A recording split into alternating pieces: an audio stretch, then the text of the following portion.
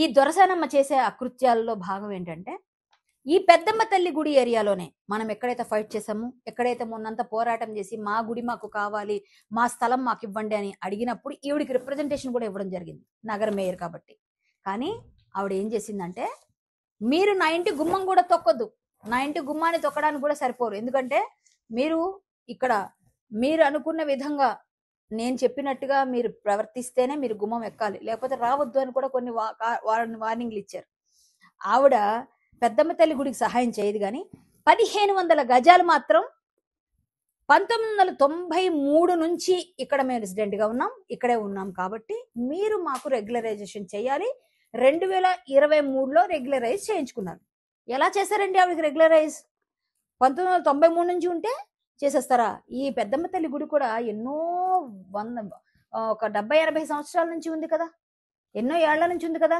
మరి అలాంటప్పుడు పెద్దమ్మ తల్లి గుడికి కూడా మీరు ఎందుకు ఇయ్యరు ప్లేసు అని మేము క్వశ్చన్ చేసినప్పుడు ఈ విషయం బయటకు వచ్చింది మాకు. అంటే ఆ గుడి గురించి మేము ప్రయత్నం చేస్తుంటేనే ఈ దొరసానమ్మ విషయాలన్నీ బయటకు వచ్చినప్పుడు 1500 గజాలు గవర్నమెంట్, బీఆర్ఎస్ గవర్నమెంట్ ఎలా రెగ్యులరైజ్ చేసింది 2023లో. ఈవిడేమైనా ఫ్రీడమ్ ఫైటరా? వీళ్ళ ఫాదర్ ఏమైనా ఫ్రీడమ్ ఫైటరా? వీళ్ళ తాతగారు ఏమైనా ఫ్రీడమ్ ఫైటరా? పోను ఒకవేళ తాతగారి సంగతి నాకు తెలియదు, పక్కన పెడదాం, ఆయన ఉండున్నారు ఉండకపోతే పక్కన పెడదాం, వీళ్ళిద్దరి సంగతి ఏంటండి? వీళ్ళకి ఎందుకు 1500 గజాలు ఎంతకి ఇచ్చారండి? గజం 350 రూపాయలు. ఇక్కడ చూస్తే 350 రూపాయలు ఉంది ఈ డాక్యుమెంట్ లో. 350 రూపాయలు చెప్పిన గజాన్ని పొందడానికి చాలా పేద స్థితిలో ఉన్న ఈ దొరసానికి మన గవర్నమెంట్ 2023లో కట్టబెట్టారు. అంటే 1996 నుంచి మేము ఇక్కడ రెసిడెంట్ గా ఉన్నాం, ఈ ఏరియా అంతా మాదే అని ఆవిడ తెచ్చుకోవచ్చు, ఎందుకంటే నాదే రాజ్యం, నేనే మేయర్ అనుకుని ఆవిడకి ఇచ్చేస్తారా? అంటే అలాంటి వాళ్ళకైతే మీరు 350 చొప్పున ఇస్తారు. పెద్దమ్మ తల్లి గుడికి మాత్రం మేము మాట్లాడితే ఇప్పటిదాకా మాట్లాడరా? అదే ఏరియాలో ఉంటుంది కదా, మరి ఇది ఎందుకు స్వాధీనం చేసుకోవట్లేదు మీరు ప్రభుత్వం? మరి ఇప్పుడు మీరు ఎందుకు స్వాధీనం చేసుకోవట్లేదు?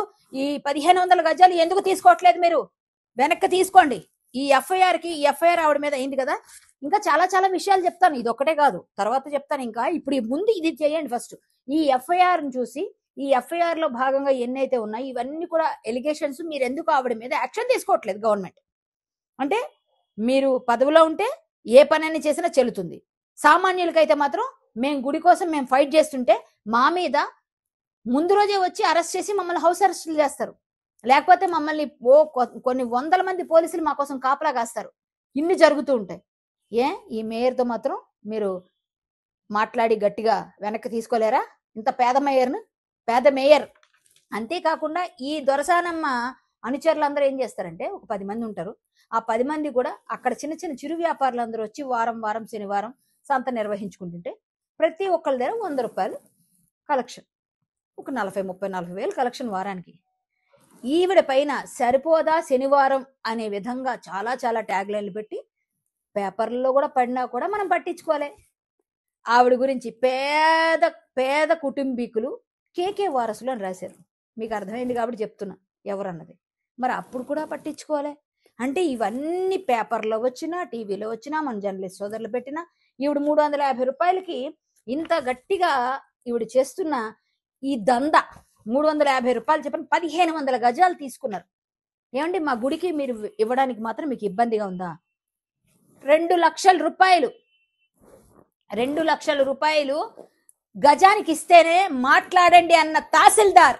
ఏమ్మా తహసీల్దార్ గారు, దీనికి సమాధానం ఏంటి? రిజిస్టర్ ఆఫీస్ నుంచి ఈసీ కూడా తెచ్చి మాట్లాడుతున్నాను నేను. ఈసీ కూడా సెండ్ చేస్తాను నేను పేపర్ వాళ్ళకి, మీడియా వాళ్ళకి. ఈసీ నా దగ్గర ఉంది ఇప్పుడు. ఇంకా కావాలంటే రిజిస్టర్డ్ డాక్యుమెంట్స్ తీసుకుంటాను నేను. ఎందుకు మీరు ఇట్లా చేస్తున్నారు అంటే, మేయర్ని అయితే అడిగే అవకాశం లేదా? మీకు హక్కు లేదా? సామాన్యుల మీద మీ ప్రతాపం చూపిస్తారా? ఇమ్మీడియట్ గా యాక్షన్ కావాలి, లేకపోతే లీగల్ ఫైట్ చేస్తాను నేను లీగల్ గా కూడా ప్రొసీడింగ్స్ చేస్తా. మీరు ఇమ్మీడియట్ గా ఆవిడ మీద జరిగిన ఈ జయమ్మ అనే ఎన్ఆర్ఐ వేసిన ఎఫ్ఐఆర్ పైన, అలాగే ఈ 350 రూపాయల గజం పైన మీరు చేసినది కూడా ఇమ్మీడియట్ గా యాక్షన్ తీసుకోకపోతే లీగల్ ఫైట్ చేస్తాను.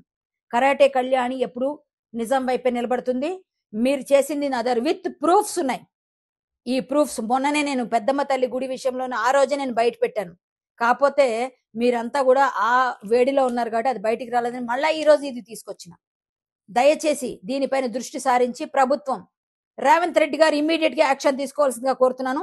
ఇదే ఎంఆర్ఓ 2 లక్షల రూపాయలు గజానికి అడిగిన మా పెద్దమ్మ తల్లి గుడికి 2 లక్షల రూపాయలు గజం కావాలి అని అడిగిన తహసీల్దార్ ఇది స్వాధీనం చేసుకోవాలి, ఈ భూమిని 1500 గజాలని కూడా.